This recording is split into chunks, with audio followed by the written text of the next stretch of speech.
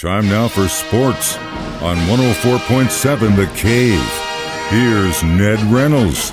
Mike, the intern, Ned Reynolds, in the studio on a Monday morning. Now that we're back in here after holiday week, Ned and I are going on a diet.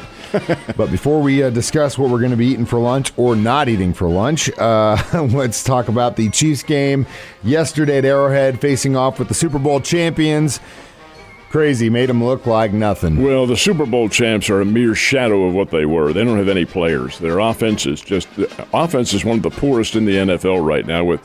You've got Matt Stafford out probably for the year, and you have Cooper Kupp out for probably all the year. They have other key injuries on their offensive line. This team accomplished something that is really almost unheard of in the NFL. 198 total yards of offense. 198 high school teams have more than that. And here the poor Rams, and it's really kind of unfair, too. You have a Bryce Perkins, who is their third-string quarterback. That's who they have in there. Kid has plenty of talent, but kid doesn't know what to do. Started at Arizona State, I think it was, and then ended up at Virginia, transferred there. But he's playing with the pros, and he's playing against one of the top, quickest, and toughest defensive units in the country. And I'll tell you, the Chiefs' defense is really, really good. They put a lot of pressure on. 198 yards. Kid was, 13 of 20 through the air yesterday. That's all, 13 of 20. And what was it, maybe 80? Let me check the stats here real quick. 13 of 23 for 100 yards in passing. And Mahomes has 360 yards. Not going to cut it. The Rams just simply do not have a team. Now, I'll tell you what bothers me a little bit. Kansas City is playing down to their opponents. There's no question about it. They're taking things easy. But once they get down in the red zone, they're trying to score touchdowns. And they did not score a whole lot of them yesterday. They did get, a couple passes here. Kelsey got a touchdown pass, and I think maybe Pacheco may have run for one. I don't remember. But the fact of the matter is 26-10 is the final score. It could have been a lot more. I don't think the Chiefs care about that at all. But they do have some pretty good competition coming up in later weeks, like the Cincinnati Bengals next week. And these are teams that do have all their star players. I hope that complacency, and I'm sure it will be, is erased by Andy Reid and his staff. You can't have that going on. That's not going to propel yourself to any kind of championship level. The Chiefs have the best team in the NFL, in my opinion. And they have to continue with that mental aspect because there are other pretty good teams around. 110%. I think part of that yesterday red zone issues was the fact that the Rams D is really good. And their interior defense, their line, and they got Jalen Ramsey. When they get close, they're able to play you tough.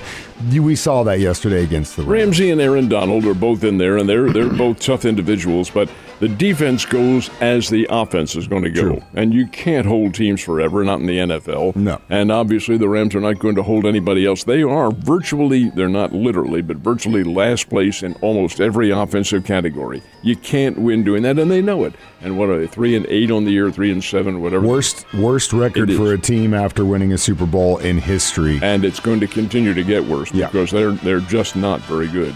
So the Chiefs can look at that and count on a big victory. They're not getting any real pressure from the other teams in the AFC West. But the fact of the matter remains that you do have some pretty good competition.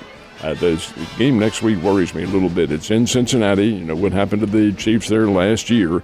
It's not going to hurt them at all, but they do want that best record because that gives them home field when they get in the playoffs, and they will be in the playoffs. There's no question about that.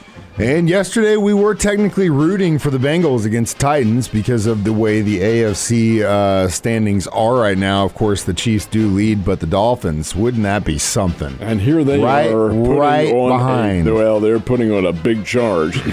Tuangavaloa, or however it's Tua, let's just say Tua. Tua is doing a great job at QBing that team. And I'll tell you, Tyreek hasn't hurt them at all. They've got a nice ball club. They did, and they made Houston look like a high school football team yesterday. Houston is a high school. Well, but anyway, also big congratulations to Coach Reid after that win yesterday. The most wins as a head coach at Arrowhead Stadium was 65, beating Schottenheimer, who had it at 64. So. Still, we have a postseason coming up that's going to be a challenge, and Kansas City needs to, I'm not going to say right the ship. The ship is pretty good and sailing straight right now, but don't get complacent. It's complacency and taking things for granted, which are really synonymous, are the worst evils that can happen. You've got to put your best foot forward every single time. Yep, and we'll see what happens on the road in Cincinnati this Sunday. And they're basically on the road for a month. They don't return to Kansas City until Christmas Eve, so against the Seahawks. So it's going to be a road trip, one more road trip for the team. But I have good hopes, especially in Denver, and of course, as we mentioned, the high school team in Houston. Wonderful. Christmas Eve doing the Ned Talk in the radio station when Santa Claus is gone. What is this? It's fine. It's a noon game, so you'll have plenty of time to go out and search for Santa like you do every year. Well, I have to search with him because I have his sustenance with me. Yeah, he does the pit stops with Ned. So I talked to Ned a little bit before we started recording, and I said, you know what? It was the perfect holiday for me. Drinking, eating, and watching some incredible football. And really, the pro games on Thursday were great. I thought they were really good, with the exception of one. It was kind of meh, but for the most part, it was a really good competition. And then Friday, you had that incredible North Carolina State, North Carolina game went in double overtime. And then you had the Michigan-Ohio State game, and of course my K-State Wildcats beating up on the Jayhawks on Saturday, and then all the stuff that happened yesterday. It was just a football fan's dream for 4 days. If you can watch all of it, yeah. Hell yeah, I did. I had other duties, so I missed a lot. Missed all of the Michigan-Ohio State game. Missed it all. Watched the replays. Did not end up the way I thought it was going to. But it does bring up a very interesting scenario, because tomorrow, late tomorrow evening, probably around 6 or so, the new bowl rankings will come out, and it will undergo a change. Now, Georgia will remain in there. Michigan will remain in there. Here's where you get into the dicey situation here. Texas Christian will remain in there. But there's one opening, because Ohio State, I think, is going to plummet right out of it. I don't think they go from second to fourth because of the decisive nature in which they lost the game. Furthermore, you have Southern Cal, which is playing very good, and the bowl committee really does want a West Coast team in this competition. I think Southern Cal gets promoted to number 4 because they did beat Notre Dame and beat them up pretty good. Notre Dame's not a bad team. So when these rankings come out, my prediction is going to be Georgia number 1, Michigan number 2, TCU number 3, and Southern California number 4. That's my pick. There are other possibilities that could occur. Here's the one scenario, though, that I find to be extremely interesting, and that is the Southeastern Conference Championship game. Does not include Alabama. They lost the tiebreaker. They and LSU end up in a tie, but LSU has the tiebreaker, beating Alabama by the margin that they did, which was 1 point. Okay, here's the deal. Suppose LSU loses to Georgia, which I think they will in the Southeastern Conference Championship game, which is coming up on Saturday. I think it's all Georgia. LSU loses, and they lose big. Some of these other teams lose. Do you think that Alabama may get into the Final Four in the bowl? Please, God, no. Please, God, no. I think there's a chance that they do. No, come on, Ned. I don't think it's a very good chance, but I think that there's a possibility. This is not as good an Alabama team as has been in the past. Their defense is just not as tough. But they're still pretty good. And they can beat some teams, and they can play very well. And they have Saban, and they have the history of playing at a championship level. That's not a prediction that Alabama will be there in the end, but it is a possibility. It's really lends to the fact that the playoffs need to be as many as 8, which is my pick, or 12, which is what the committee's pick is. And the committee later on in December is going to settle on a date and a number of teams that's in it. I think they're probably going to settle on 12, and I think that Mike, it may start as quickly as 2024, which would end the 4-team playoff and have it in an altogether different context. We'll see what happens. It'll be very interesting to see. It's something we've been waiting for. Oh yeah, and I think that's just it's something that needed to happen, and it'll definitely calm down some of the, hey, why isn't my team in there versus your team? Now again, I really don't want to see Alabama get in there, but you're right. TCU and K-State are going to play in the championship this weekend, and in my opinion, K-State had a chance and could have and should have beat TCU. Kansas State is a good team. They should have beat. If they didn't lose their starting quarterback and then Howard after him, they win that game. They had him on the ropes. It was over. Then those two guys go down. They bring in the third string, and it goes to hell.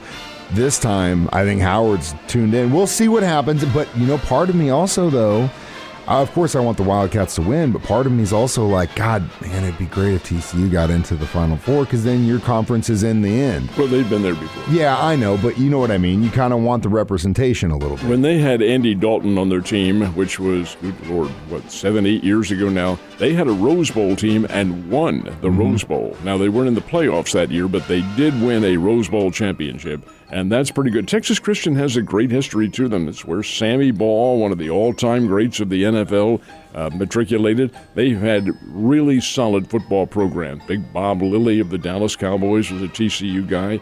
Hey, the Horned Frogs can play, and it'll be really, I think, fascinating to see what does happen down the stretch because you always look for upsets to happen, and they will. Another big upset that's looming here is December the 14th. And this is involving competition, but not involving competition. You have to understand this fairly long, complicated situation, but the University of California, the mothership, is in Berkeley. That's where the Board of Regents are. That's where everybody is, all the control, although the other UCs have autonomy with what they do. UC Davis and UC Riverside and UC Los Angeles, which goes by its acronym UCLA. When they pulled out to go to the Big Ten, they didn't tell the people at Berkeley, didn't tell the Board of Regents. That came as a big surprise. Board of Regents is, in a term, pissed. They've had some big meetings going on. Do we allow this or do we not? December 14th, they make a final decision. UCLA may not go to the Big Ten. I think they will. I think the decision will be to allow them. Southern Cal's a private school. They can do whatever they want. But UCLA's not. It's a public and answers to that Board of Regents. Yeah, it'll be interesting. I can't see them putting their foot down and stopping them. That would set a really bad precedence. Then you're going to have a really big issue internally if they do that. And plus, it's about money. It's all so that, you know what's going to happen there. All right, we did have some Southwest Missouri representation in the semi-state finals. How'd they do? We have two teams from Southwest Missouri going to play for state championships. Unfortunately, West Plains is not one of them. West Plains got knocked out of it. Carthage got knocked out of it.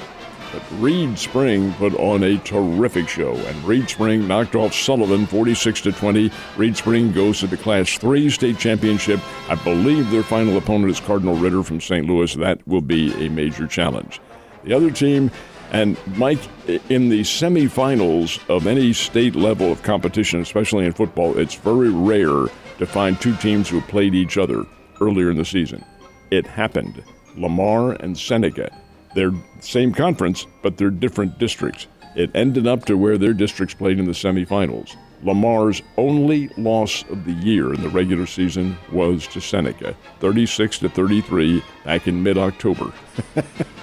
This time they play in Lamar. Lamar, guys, is pretty good. At the end of the first quarter, Lamar, 35, Seneca, nothing.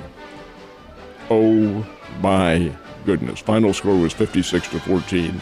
Do you think Coach Beshore, a former Missouri State Bear, said, "Boys, remember what happened? Sick 'em."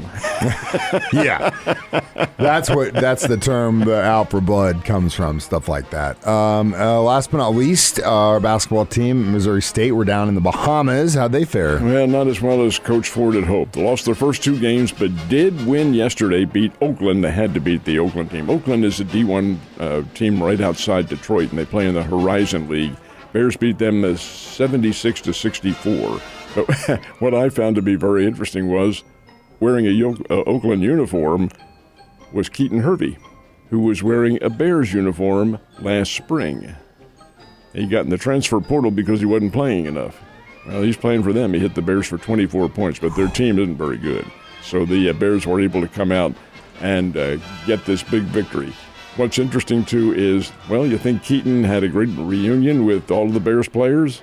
No, because they didn't know each other. These are 14 new players on the team. And Hervey was gone by then. So, but that doesn't, it's happening more often now, this transfer portal, but it did happen yesterday. It's interesting, but it also opens things up for teams to get new talent, too, as opposed to losing talent, like in this case. Ned, glad we get to keep your talent, and you haven't hit the transfer protocol yet. We'll see you tomorrow.